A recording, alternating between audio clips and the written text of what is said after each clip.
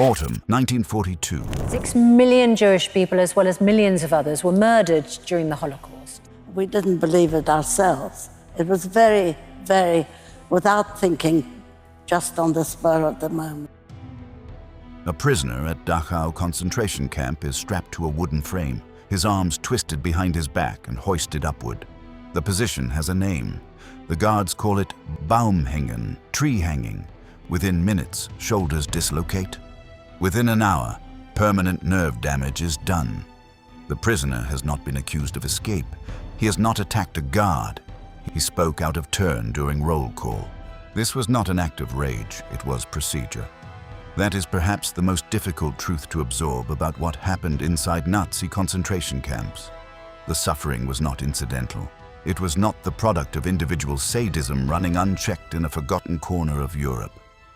It was designed, categorized, administered through paperwork, approved by committees, refined through iteration.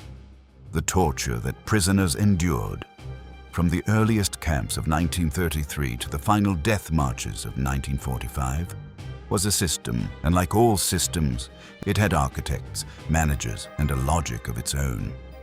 Most people know that the camps existed. Fewer understand how they functioned at the level of daily life, what a prisoner's body was subjected to, not just during mass killing, but on ordinary mornings, during routine inspections, in the course of a punishment recorded in a ledger and filed with the camp commandant's office. This is that story. It begins in 1933, when the first camps opened not in occupied Poland, but in Germany itself. And when the first prisoners were not Jews but political opponents, socialists, communists, journalists, trade unionists. It runs through the expansion of the camp system into a continent-wide network of over 1,000 facilities.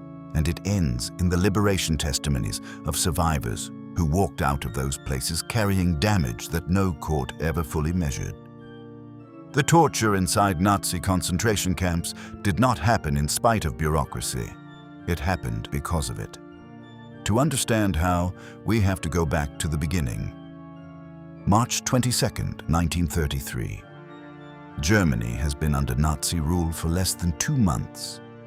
In a former munitions factory outside the Bavarian town of Dachau, the first official Nazi concentration camp opens its gates. Its first commandant is Hilmar Weckerle, a 30-year-old SS officer with no formal legal authority and no written rule book. Within weeks, prisoners are being beaten to death. When Bavarian state prosecutors attempt to open murder investigations, Weckerle is quietly replaced. His successor is Heinrich Himmler's chosen man, a meticulous, cold-eyed administrator named Theodor Eicke. Eicke would transform Dachau from a site of improvised brutality into a template. He understood something that Weckerle did not. Chaos was inefficient. Random cruelty created unpredictable problems. Dead prisoners, nervous guards, potential legal interference. What was needed was structure. So Eicke drafted the Disziplinar- und Strafordnung, the disciplinary and penal code, a document that specified in precise bureaucratic language exactly what infractions warranted what punishments and exactly how those punishments were to be administered. The code covered everything. Prisoners who made inciting speeches could receive 25 lashes. Those who loitered near the fence received the same. Attempting to escape meant death. Reading the document today, one is struck not by its ferocity, but by its administrative thoroughness. It reads like a workplace handbook. It has numbered clauses. It specifies the instrument to be used, a leather whip. It specifies the position, bent over a wooden block. It specifies who must be present. A medical officer to ensure the prisoner survived long enough to receive the full sentence. This was the Eicke model, and it spread. By 1934, Himmler had appointed Eicke inspector of concentration camps, with authority over the entire SS-run system. Dachau's procedures became the curriculum at what amounted to a school for camp guards. SS men who trained at Dachau carried its methods to Sachsenhausen, to Buchenwald, to Flossenbürg. The bureaucratization of cruelty became the operating standard. For prisoners inside these early camps, the experience was one of total disorientation.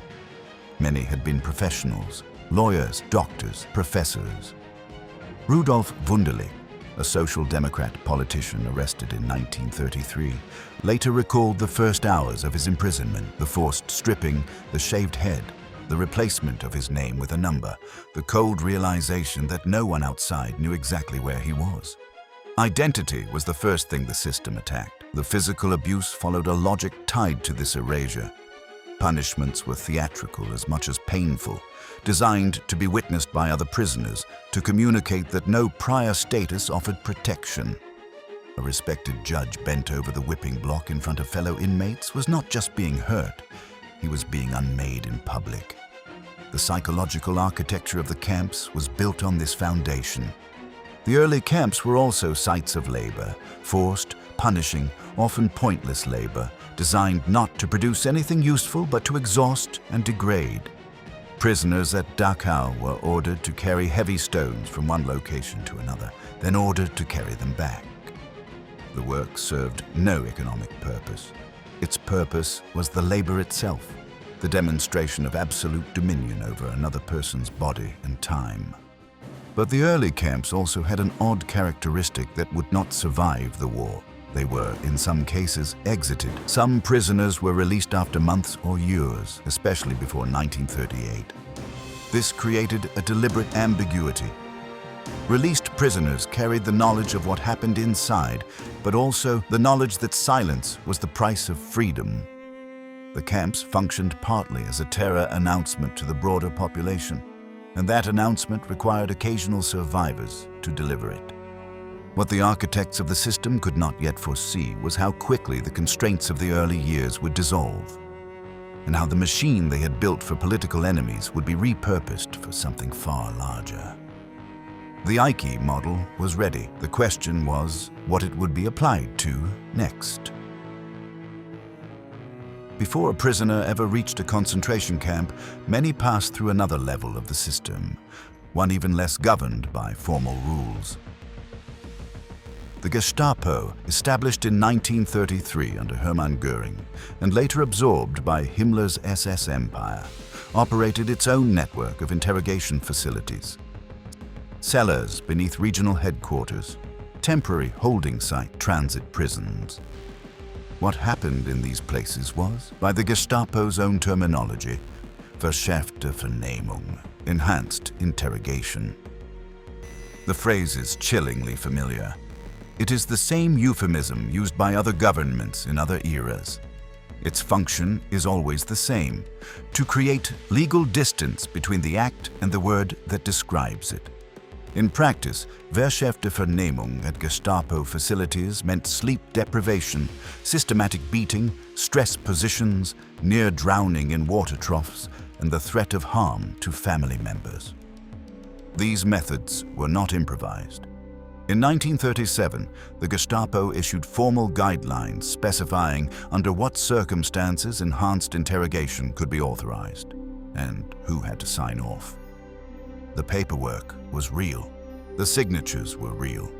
Named individuals in offices with secretaries and filing cabinets authorized what was done to people in the cellars below.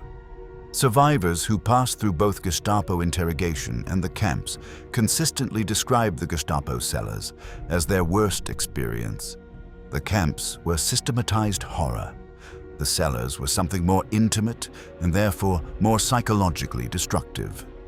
One prisoner, a Dutch resistance member who was held at the Gestapo's headquarters in Amsterdam before transport to Neuengamme, described the interrogations as designed to make you disappear to yourself, to make you forget you had ever been a person who existed before this room. The Gestapo's methods had a specific goal that distinguished them from the more generalized punishment in the camps. They wanted information, or they wanted confessions, or they wanted names. This gave the torture a transactional quality. The prisoner was being asked to produce something. Refusal meant escalation. Compliance, in many cases, meant the arrest of others, which meant that surviving the interrogation carried its own moral devastation. What the Gestapo also perfected was a technique that would recur throughout the camp system: Ungewissheit, uncertainty.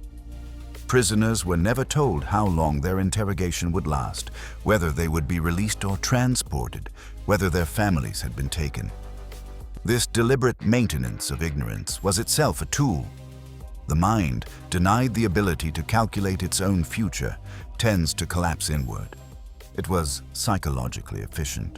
By 1941, the Gestapo's reach extended across occupied Europe. In France, Belgium, the Netherlands, Denmark, Norway, Poland, the same procedures were being applied in requisitioned hotels, converted schools, and basement offices. The system had scaled, but it was at precisely this moment that a different and more total transformation was underway inside the concentration camp network itself, one that would change the nature of what the camps were for. The camps were about to stop being places where people were sometimes broken and sometimes released. They were about to become places people were sent to die. September organization of reality initially refuses to integrate what it is experiencing. This protective dissociation was not durable. The system was patient. It could wait for the dissociation to dissolve and the full weight of the prisoner's situation to become apparent. And by 1942, that situation was about to become dramatically worse, because the camp system had received a new directive, one that transformed its purpose at the most fundamental level.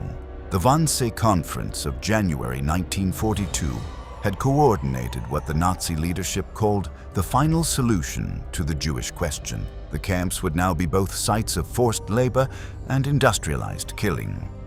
And the line between torture and murder, already blurred, was about to disappear entirely.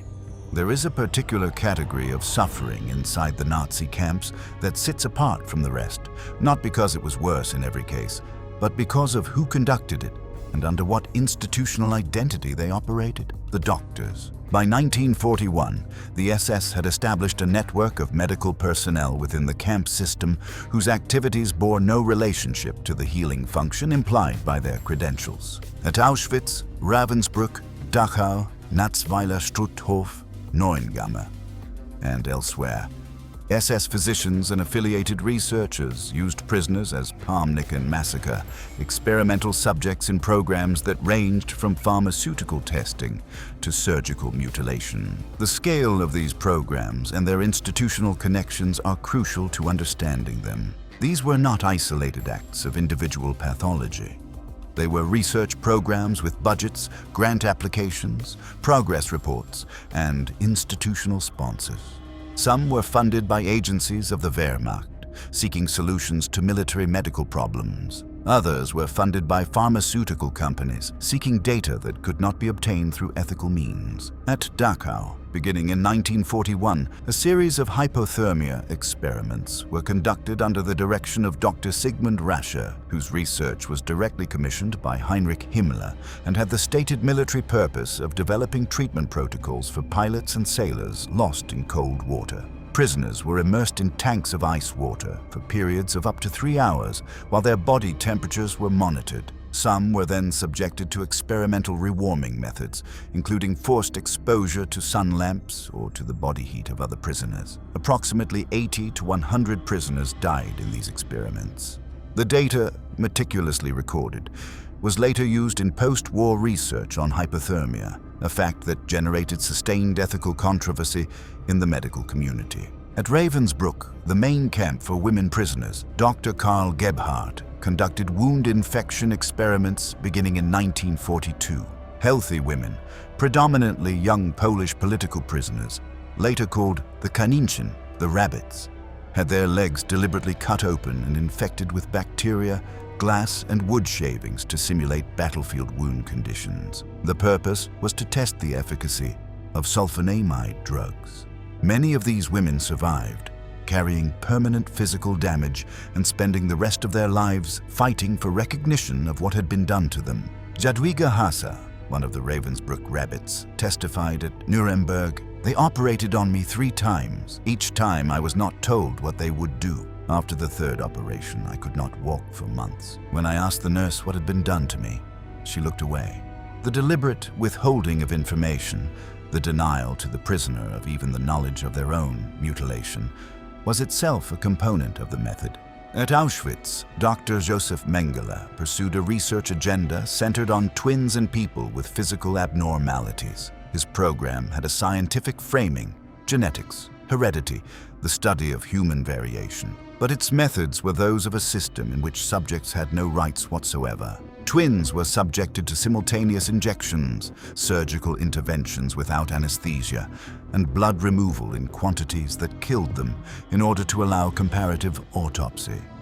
Children were among his subjects. Mengele later escaped to South America, where he lived until 1979 without facing trial. His Auschwitz records were never recovered. The physicians who conducted these experiments present one of the most studied paradoxes of the Nazi period. Highly educated, professionally credentialed individuals who crossed from medicine into something categorically different, and who, in most cases, never appeared to experience this as a moral rupture.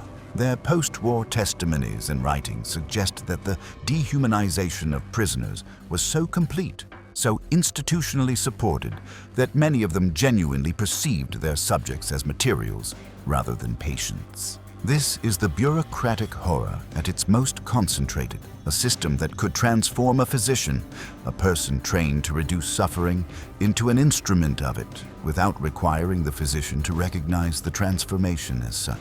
What made this possible was not individual evil, it was institutional normality, and that institution was still expanding. A question haunts the history of the camps. Why didn't more prisoners resist? The question is almost always asked by people who have not read deeply into what resistance meant in that environment and what the system did to prevent it. The camp apparatus had solved the problem of resistance with considerable sophistication. It did not rely solely on physical force. Though force was omnipresent, it relied on a set of structural mechanisms designed to make collective action nearly impossible, and individual defiance a death sentence for more than just the person who defied. The most important of these mechanisms was collective punishment. At virtually every major camp, the established policy was that any individual infraction, any attempted escape, any act of sabotage triggered reprisals against the entire prisoner population or against a specific group of prisoners drawn from the same barracks or transport. At Auschwitz, the standing rule was that for every prisoner who escaped, 10 others would be shot. This policy was announced publicly, it was enforced visibly, and it worked. Eugene Weinstock, a Belgian prisoner at Buchenwald, later described the psychological effect. You could not think of yourself alone. Every thought of resistance had to pass through the thought of what it would cost the man standing next to you. That is how they controlled us. Not through fear only, through the transformation of our own solidarity into a prison. The second mechanism was the capo system.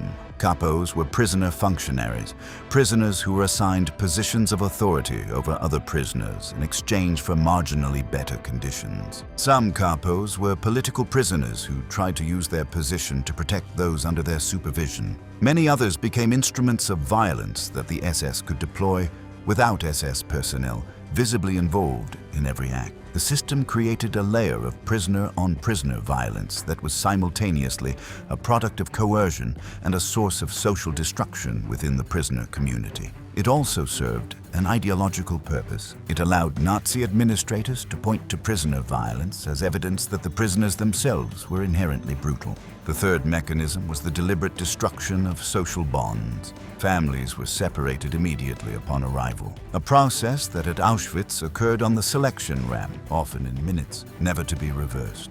The severing of family connection was not merely a side effect of camp administration. Survivor testimony consistently describes it as a primary source of psychological devastation. Men who had watched their wives and children directed to the left on the selection ramp entered the camp in a state of grief so acute that many did not survive the first weeks. Grief was a vulnerability the system exploited without designing it. And yet resistance did occur. It occurred with remarkable frequency in forms the historical record has only begun to fully recover. There was the resistance of memory, the deliberate effort to remember names, dates, and incidents so that testimony could survive the war. At Auschwitz, a clandestine group known as the Sonderkommando, prisoners forced to work in the crematoria, buried eyewitness accounts in sealed containers near the gas chambers. Several of these documents were recovered after liberation. Their authors were dead. There was the resistance of documentation. Rudolf Weber and Alfred Wetzler escaped from Auschwitz in April 1944 and produced a detailed report on the camp's structure and killing operations. The Weber-Wetzler report reached Allied governments and the Vatican. The question of what was done with it and what was not done remains one of the most debated episodes of the war. There was armed resistance. In October 1944, members of the Auschwitz Sonderkommando launched an armed uprising using explosives smuggled into the camp by women working in a munitions factory. They destroyed Crematorium 4. They killed several SS guards. The uprising was suppressed. Its leaders were executed. But the crematorium did not function again. These acts of resistance were ultimately unable to dismantle the system from within. But their existence tells us something important, that even in a total environment designed to eliminate individual agency, human beings continued to assert it. The system had not achieved what it attempted. It had built a machine for dehumanization. But dehumanization, it turned out, was not a technical problem that engineering could solve. The machine was, however, reaching its operational peak. And in the summer of 1944, it was moving faster than at any point in its history. Between May 15th and July 9th, 1944, a period of 56 days, approximately 437,000 Hungarian Jews were deported to Auschwitz-Birkenau. It was the fastest deportation in the history of the Holocaust. The Auschwitz infrastructure, already operating beyond its designed capacity, was pushed to a limit that its administrators described in their own documents as a logistical challenge. The language of logistics, the language of throughput, the language of scheduling. These are the words that appear in the SS administrative correspondence of mid-1944, and they are more disturbing than any violent language could be, because they reveal a bureaucracy that had so thoroughly normalized mass murder that it had ceased to think in any other terms. For the prisoners arriving in those transports, the experience was already one of prolonged torture before they reached the camp.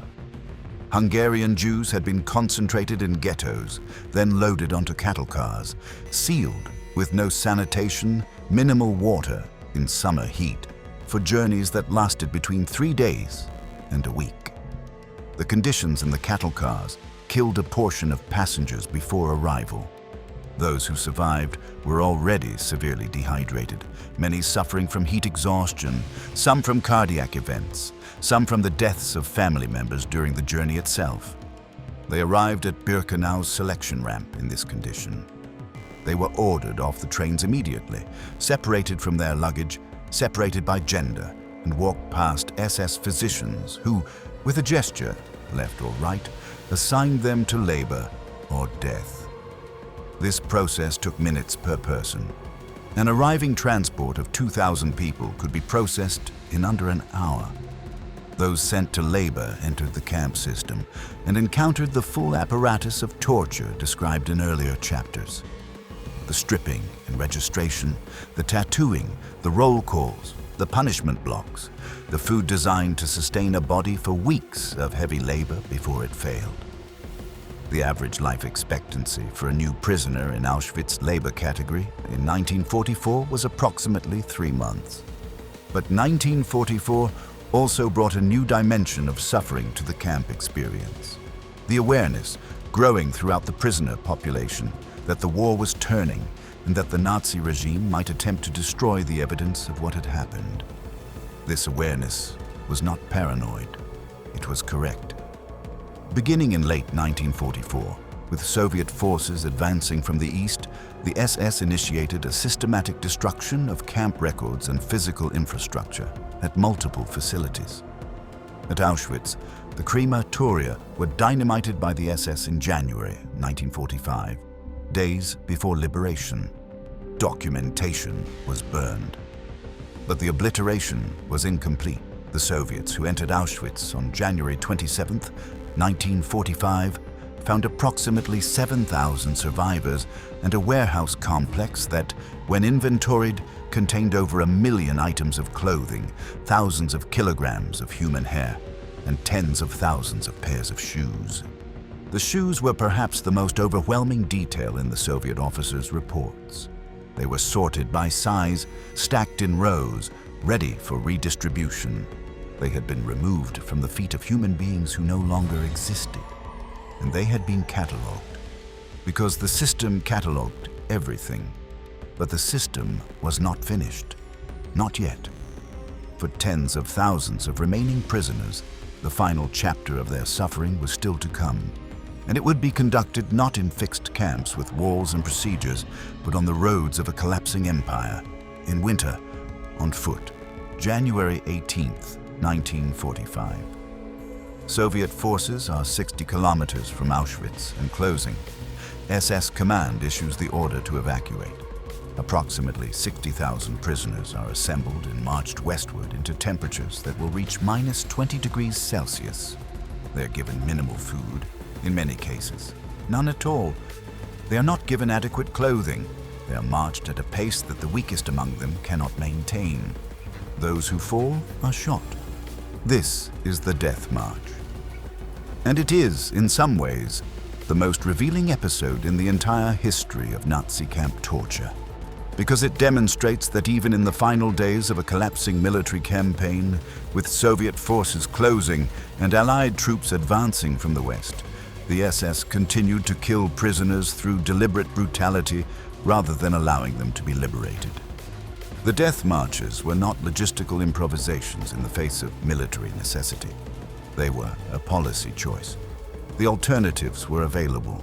Prisoners could have been left in the camps for advancing forces to find, which is indeed what happened at a number of facilities where SS units did not have the time to organize evacuations. The decision to march prisoners was a decision to continue the program under fire. Primo Levi, who survived Auschwitz and wrote the definitive literary testimony of the camp experience, was among the sick and infirm left behind in the Auschwitz infirmary when the march left. He survived partly because the SS, in their haste to evacuate, did not have time to kill him. In his memoir, he reflects on this with characteristic precision. The worst survived, that is, the fittest. The best all died. The death marches claimed between 250,000 and 375,000 lives by various historical estimates, though the precise figure remains uncertain because the killings occurred across hundreds of routes and were poorly documented by perpetrators who were themselves trying to flee. Prisoners died from hypothermia, starvation, exhaustion, and shooting. German civilians witnessed columns of skeletal figures in prisoner uniforms passing through their towns. Some offered food and water, an act of kindness that in some cases resulted in their own punishment. Many others looked away. At Palmnicken on the Baltic coast in late January 1945, SS guards marched approximately between 3,000 and 5,000 Jewish women, evacuated from subcamps of the Stutthof complex, to the beach and opened fire. The sea turned red. This massacre occurred while Soviet forces were already across the German border. The war was weeks from ending. The killing continued anyway. The death marches also produced a final cruel irony of the torture system. Prisoners who had survived years inside the fixed camps, who had, through luck and endurance and adaptations that cost them something of their prior selves, often died on the marches in the final weeks. They had survived the system only to die of the system's last convulsion. And yet, in the chaos of the marches, some escaped. The column's dissolution, when it came, provided openings that the enclosed camps had not. Some prisoners ran. Some were hidden by local people. Some simply collapsed and were left, still alive, when guards moved on. Liberation came for some in the most banal of ways. waking in a ditch to find no guards present, walking toward the sound of artillery. But the question that would outlast the liberation, the question that courts would attempt to answer and historians would pursue across decades, was not just what had happened, it was who had known and who had decided. November 20th, 1945. The International Military Tribunal opens in Nuremberg. For the first time in history, the leaders of a defeated government are being tried by an international court for the crime of waging aggressive war and for crimes against humanity. Sitting in the dock are the surviving architects of the camp system, the men who signed the orders and attended the conferences and read the progress reports. Hermann Göring, Rudolf Hess, Albert Speer, Wilhelm Keitel, Ernst Kaltenbrunner. The proceedings lasted nearly a year. They produced a record of evidence, documents, photographs, survivor testimony that filled 42 volumes. The testimony of survivors was given not to provide closure, but to establish facts for legal purposes. Witnesses were cross-examined. Their accounts were challenged by defense attorneys. The requirement that atrocity be proven in court to the standard of evidence meant that the worst of what had occurred had to be narrated in detail in a chamber where the perpetrators sat listening. Rudolf Höss, the commandant of Auschwitz, was not tried at Nuremberg but was called as a prosecution witness before being handed to Polish authorities. He testified about the operations of his camp with the same flat administrative register he had used in managing them. He corrected what he considered factual errors in earlier estimates of killing capacity. He was eventually tried in Warsaw, convicted, and hanged at Auschwitz in April 1947 on a gallows erected near the commandant's villa, where he had lived with his wife and children throughout the years of the camp's operation. The Nuremberg doctors' trial, formerly the United States of America versus Karl Gebhardt et al., tried 23 physicians and medical administrators for their roles in the camp experiments. 16 were convicted, 7 were executed. The trial produced the Nuremberg Code, a 10-point document establishing the ethical principles of medical research on human subjects, including the absolute requirement of voluntary, informed consent. It remains the foundational document of research ethics in modern medicine. But the formal legal proceedings captured only a fraction of the perpetrators. Many SS officers escaped through the so-called rat lines, networks that assisted former Nazis in obtaining false identities and passage to Argentina, Paraguay, Brazil, and other countries. Josef Mengele was among them. So was Alois Brunner, who had organized deportations from France, Greece, Slovakia, and elsewhere, and who lived until at least 2001 in Damascus, Syria, never extradited and never tried. Klaus Barbie, the Gestapo chief of Lyon, who tortured French resistance members personally, was eventually captured and tried in France in 1987, 40 years after his crimes. The survivors, meanwhile, carried what the camps had done to them into a world that was frequently unwilling to hear it. Many European communities did not want to discuss what had happened, particularly those in whose towns and cities the deportations had been carried out. In West Germany, former Nazis reintegrated into professional life with a speed that can only be described as a second moral failure. Many survivors found that the testimony required of them in the immediate post-war years, the factual, documented, legally admissible account, left no room for the psychological dimension of their experience, for the grief and dissociation and guilt of survival that would take decades to name properly. It was only in the 1960s and 1970s, with the Eichmann trial in Jerusalem and the gradual emergence of trauma psychology as a field, that survivor testimony began to be received in its full complexity.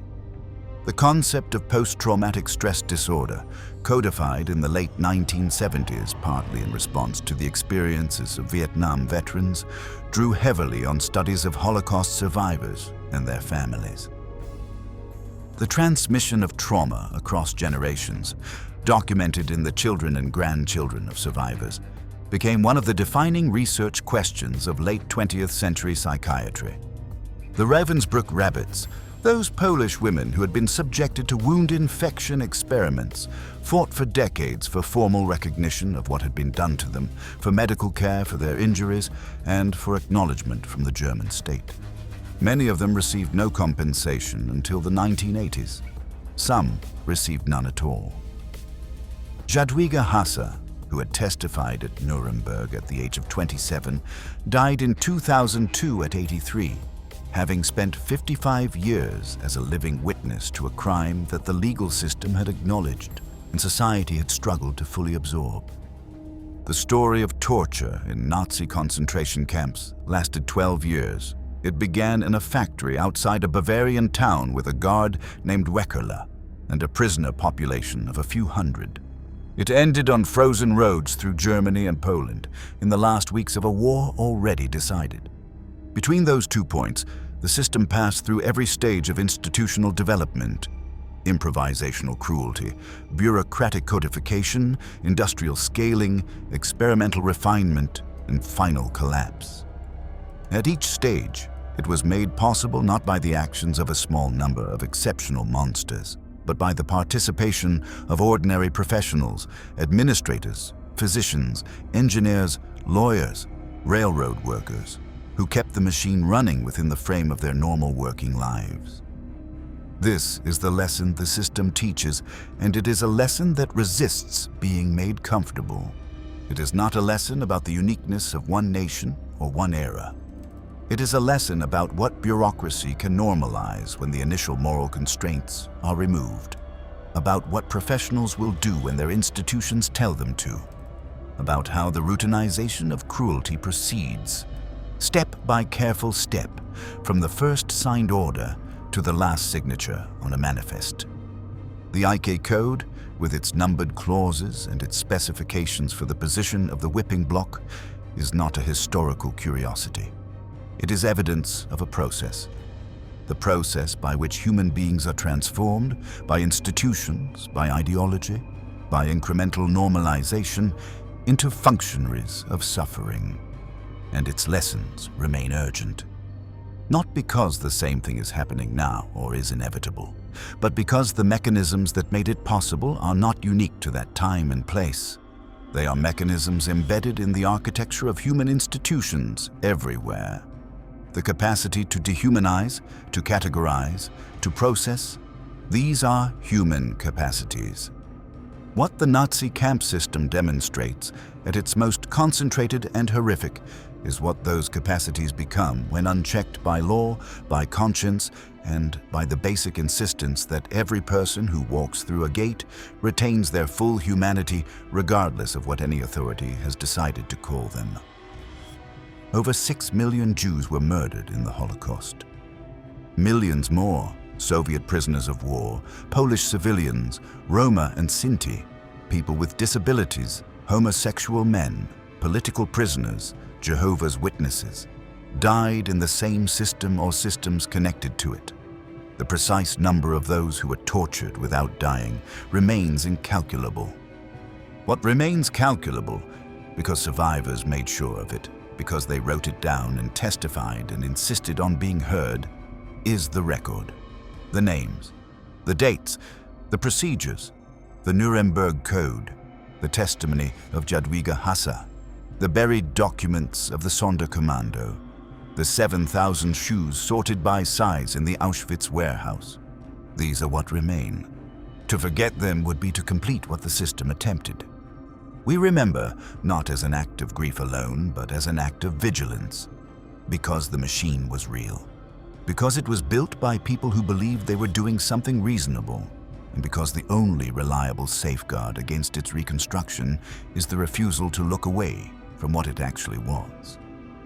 If this story moved you, challenged you, or helped you see the Second World War differently, it would be an honor to have you join our growing community.